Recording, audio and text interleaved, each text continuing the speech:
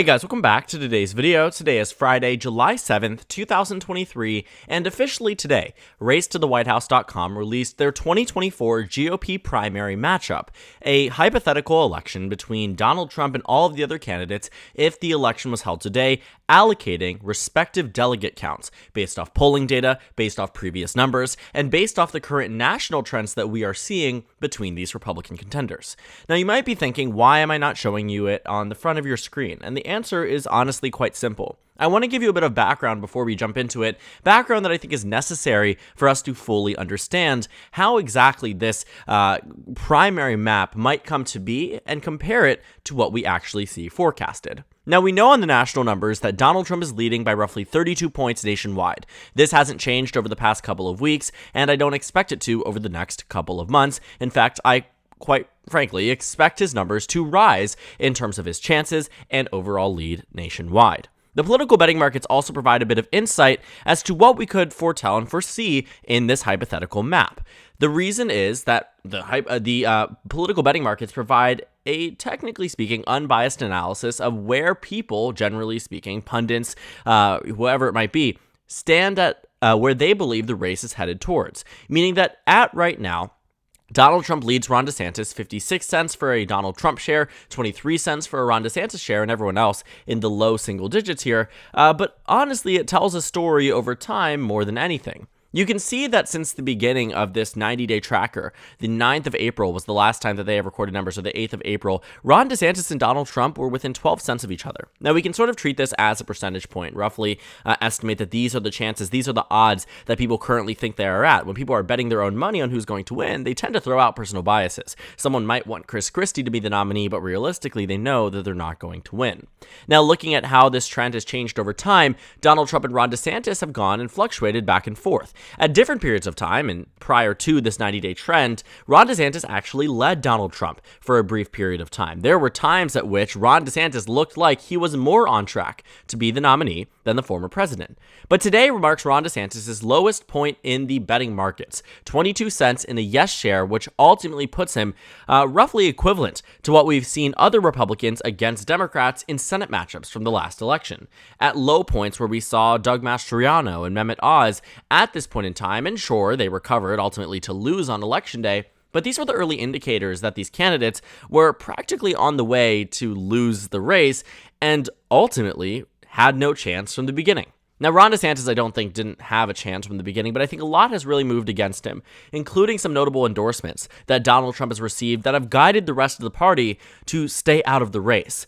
What I mean by stay out of the race is, yes, many people have endorsed Donald Trump, but look at the remaining field, and also look at the amount, or lack thereof, of U.S. senators, U.S. representatives, U.S. governors across the United States. I mean, what we have found is that a lot of people are just not speaking on the race.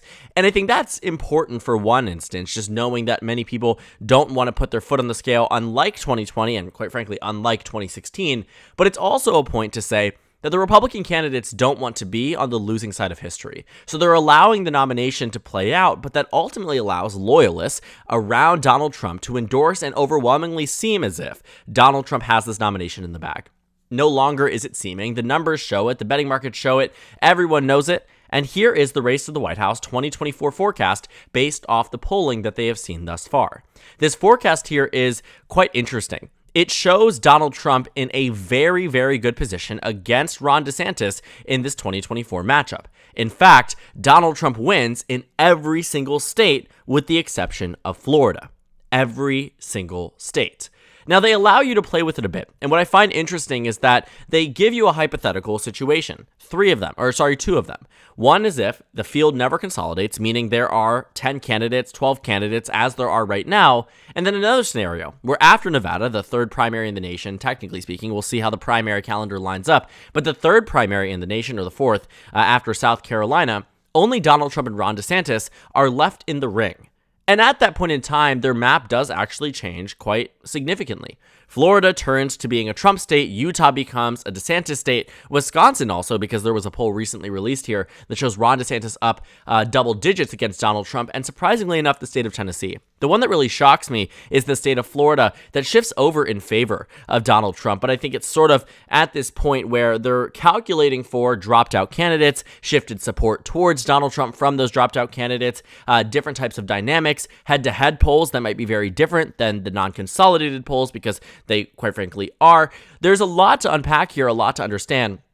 But the main takeaway here is that should the primary be held today, according to Race to the White House, which is, quite frankly, a reputable source, Donald Trump wins almost every single state. It's no longer a question of will Ron DeSantis be able to get enough within the delegate count. Take a look at what the delegate count looks like after this race. I mean, you can see, let's see if we can find a way to map it with just a bar graph because that shows it more eloquently than what we have seen so far.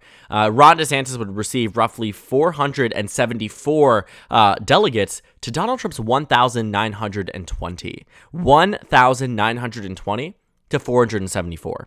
Now, it wasn't always like this. When there was this Donald Trump and DeSantis head-to-head matchup, Race to the White House had a prediction that Donald Trump would lose to Ron DeSantis around the December timeframe. This was around the time at which you saw a dramatic decrease in Donald Trump support nationwide, a huge influx in support for Governor DeSantis, and a lot of calls from around the nation following a 20-point victory in the state of Florida to launch his presidential bid.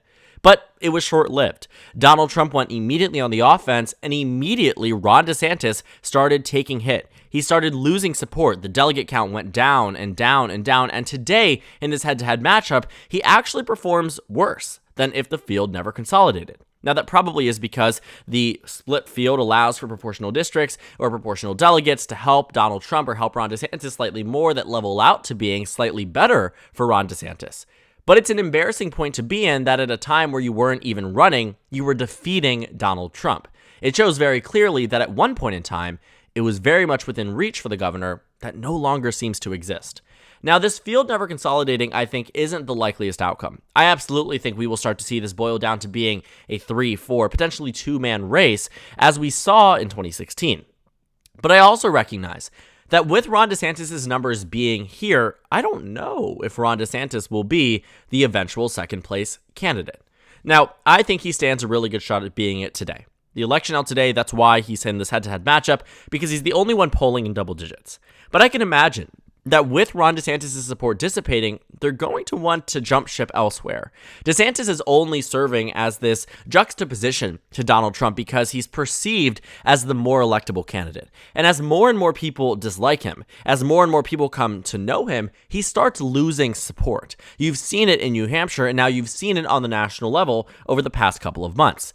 That's not a good place to be in, especially when your whole thing is that you have to win over voters. It would be different if he really just didn't want to focus on the presidential race, right? He wanted to focus on a Senate race in the future, keeping his name recognition down to Florida while still making a national name for himself. I mean, that might be different, but now that you put yourself out there towards the presidential level, seeing that this was once reachable, no longer being a reality, you have to introspect. You have to question what happened, and I think the voters just got to know him.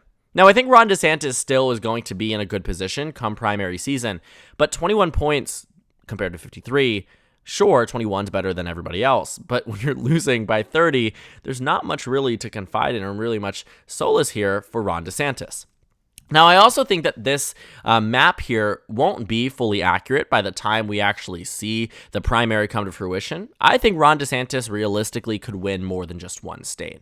But I don't know if this one state is going to be the one that he decides to be able to win, not decides, but is ultimately able to win. Sure, it's his home state, but there's a lot of the Florida delegation in the state house, state legislature in totality, actually, state senate too, congressional Republicans that have endorsed Donald Trump over their own governor. It's fascinating to see, for example, Representative Byron Donalds, whose name became popularized during the House Speaker vote, campaigned for Ron DeSantis. He actually opened up for Ron DeSantis's, re-election night party. Right when Ron DeSantis won re-election, there was an election night party at the GOP HQ, and they had Byron Donalds as the key speaker, the opener of the evening, and months later, he endorses Donald Trump.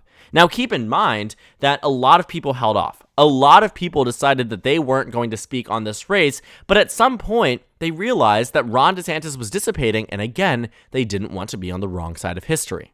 Now, this map here also just shows how bad of a position Ron DeSantis actually is. When we take a look at some of these polls too, because I think it will help us understand exactly why these leads are coming to be reality for Donald Trump, he leads in every single statewide poll taken with the exception of Florida. And even then, Ron DeSantis averages up by just a point. But you can see in the remainder of the United States, everywhere outside Florida, and this might be the case not only in the primary, but in the general, Ron DeSantis isn't perceived the way that he thinks he is. Florida has hyperinflated this governor's ego and identity to thinking that he is palatable to the rest of the nation, and unfortunately, he isn't. He might have been at one point, but I no longer think that holds true, and that is a fair assessment, because it's not just me saying it. It's the numbers saying it. It's the national figure saying it. It's the betting odds saying it. It's the endorsements saying it. And now the first forecast for the 2024 GOP nomination has Ron DeSantis losing 49 states, winning 1. Number 1, that's a pretty embarrassing point to be. But number 2, you start to see just how insane this collapse of a campaign has been. I'm not going to deny that Ron DeSantis is in a bad point for a comeback, but this is not a good point to be as a mainstream candidate. This is where you would want to be if you're someone who realistically could win over a portion of that 53%. He no longer can do that. The GOP nomination is also very different than the Democratic nomination. The Democratic nomination, quite frankly, is a lot more dynamic. Should the Democrats have propped up someone like Gretchen Whitmer or Josh Shapiro, I could imagine Joe Biden seriously getting a run for his money in the primary. But it's because they've consolidated, and it's also because GOP voters are way more loyal to Donald Trump than any other voting bloc. It makes sense, but they adore him. His approval ratings are through the roof as a twice indicted former president. It's crazy to think about in practice on paper, but when you see the way that he connects with voters, you see the way that Donald Trump has made himself palatable to the average GOP voter, there's a reason why just 13% of Republicans are not considering him for re-election versus 87% that are considering voting for him in 2024. That's in huge contrast with 35% of Republicans that say they would never consider voting for Mike Pence. 60% of Republicans saying they would never consider voting for Chris Christie. There are clear people in the GOP nomination that are amongst the most hated, and Donald Trump is the least. That's why he's able to do so well. That's why Ron DeSantis has not been able to tap into that electorate, because that electorate wasn't made for him. It, for a brief period of time, looked like it was, but it really was just this hyper-sensationalized discussion around Ron DeSantis that propped his name up nationally. A lot of voters liked the idea, we lost to Biden before, we found someone who can win in a state that Trump won by 3, by 20 points, you shift the nation by 17, you win over 400 electoral votes, you see the math, you start to question that. It's not just that, though, right? Ron DeSantis never made himself known nationally besides what was done in Florida. He was anti-COVID laws. Okay, well, Florida voters clearly liked that, but I don't know if the rest of the nation did. But that's the way he was known. He was against COVID. He was against drag. And beyond that, there wasn't much else for voters to take in. And now that there is, his numbers have begun to drop. Now, this video wasn't meant to be about Ron DeSantis, but I want to show you his approval rating and how it has changed over time, and why that might also explain the reason for this significant dip in the GOP primary. On average, he's disapproved of by 7 points more than he is approved of or viewed favorably by the rest of the nation. For periods of time in months past, he was up nearly by double digits and 14, 15, 13, 11 points, depending on the poll. That's a problem for Ron DeSantis that today he stands 30 points worse off, 20 points worse off. It's a reason that can lead to this forecast being entirely accurate. And unfortunately for Ron DeSantis, these aren't just 1 to 2 point leads that can be squashed with a significant or a insignificant change in voter preference. These are leads that are dominating. For example, in New Hampshire, an early primary state, Donald Trump gets 46 to Ron DeSantis' 15. Iowa, the first state, 45 to 21. South Carolina, the third state, 41 to 18. Nevada, the fourth state, 52 to 22. California, a big one, 49 to 22. Texas, 52 to 23. Pennsylvania, 48 to 26. North Carolina, 50 to 22. Georgia, 42 to 32. Illinois 51-23. You get the idea, right? You start to see how Donald Trump, as the candidate who was supposed to be defeated by Ron DeSantis, now leads him practically everywhere besides the state of Florida. That is a problem for Ron DeSantis, and it ultimately makes him lose many races that will come. Many primaries, many caucuses, and it will make it very difficult to see how Ron DeSantis has a viable shot at the primary, at the nomination. And quite frankly, right now, based off what we've seen on our screen, it doesn't look likely whatsoever. So thank you guys so much for watching this video. Make sure to comment down suggestions below. Subscribe on the left if you haven't already, and check out the Instagram and Twitter. At the bottom left of the screen, there's also a Discord server for you to go ahead and join. On the screen, there's a video you can watch, and then a playlist for my 2024 election analysis videos. Again, thank you guys so much for watching, and I will see you all tomorrow.